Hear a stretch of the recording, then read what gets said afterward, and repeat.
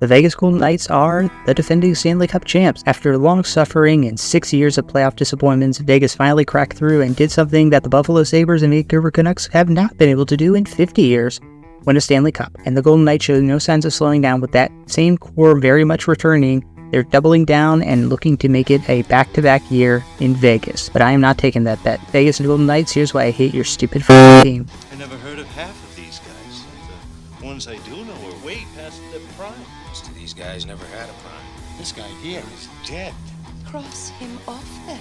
The Vegas Golden Knights saw that impressive forward core that helped lift them to the Stanley Cup last year and thought, can we just make it a little bit worse? They shipped off their glue guy Riley Smith for a pittance, instead electing to spend that money on Ivan Barbashev, which sounds great until you realize that Riley Smith has produced like a top 6 forward, whereas Barbashev has produced like a middle 6 forward, and an average one at that. He'll be paired with the one that got away from Florida, Jonathan Marchessault, and the all-time disappointment, but now he's got a Stanley Cup, Jack Eichel. On the second line, Captain Mark Stone is alongside Chandler Stevenson and the young and descending Brett Howden. A really good combination with a lot of skill, but a threesome who all play two-way very hard. The third line centered by Wild Bill Karlsson, along with Michael Amadio and the young Paul Cotter. And Nicholas Roy centers Keegan Kovalsar and Will Carrier down on the fourth line. It's a bottom 6 with a lot of skill more so than punch, but it's a bottom 6 that can also really punish you with aggressive forechecking. Now on defense, the Vegas Golden Knights roll 3 pairings that can all punish you, even without Alec Martinez in the lineup. The ascending Nicholas Hague is paired with the steadying presence of Alex Pietrangelo. Braden McNabb is the wallop to Shea Theodore's finesse and puck moving ability. And on the third pair, you have Ben Hutton mentoring Braden Pahal. That third pairing especially is going to cause some consternation for Vegas fans, but in all honesty, it'll stabilize once Alec Martinez and Zach Whitecloud come back. Neither Hutton nor Pakal are expected to be the mainstay anchors on that third pairing for a long term. In goal, it's Jaws the Revenge, as the Vegas Golden Knights get to laugh at the Sharks for giving them their franchise goaltender for only a 4th round pick,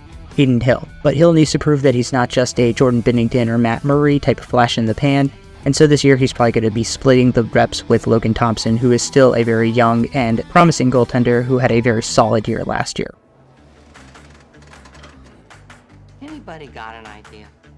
Bruce Cassidy and the Sundance Kid, seen here trying to make laser shoot from his eyes like he's fucking Homelander. People forget that Cassidy started out his career in Washington, and I saw firsthand that that guy was a complete disaster of a head coach, but it's good to see that he took some time down in the minors to rebuild, regain his confidence, and get a better sense of how to be as a coach, because he took over Boston and led them to be a very successful club before being ridiculously fired and then immediately picked up by Vegas. He's back behind the bench for his second year with Vegas, and he really doesn't need to prove anything. He won his Stanley Cup, he's shown up his old teams. Now all he has to do is go out and do it again to start cementing his legacy. Who the hell are you? I'm the new guy.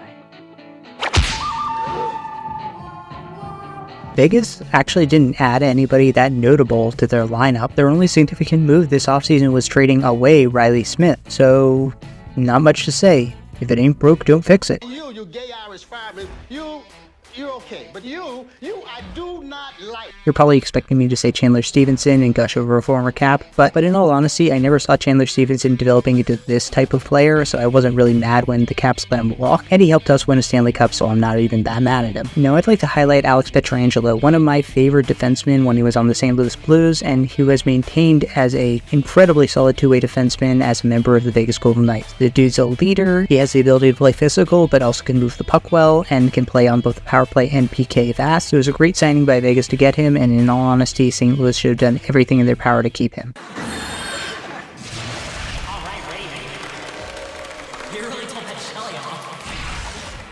I'm not really that impressed by Vegas's forward core, but their defense and goaltending is incredibly stout. And even their forwards, I know I knocked on the Barbashev re-signing, but this has been a forward core that was incredibly productive last year, so I can't really knock it that hard. I think Vegas might be slightly worse than they were last year in the regular season, but that was still good enough to win the Pacific Division over the Edmonton Oilers.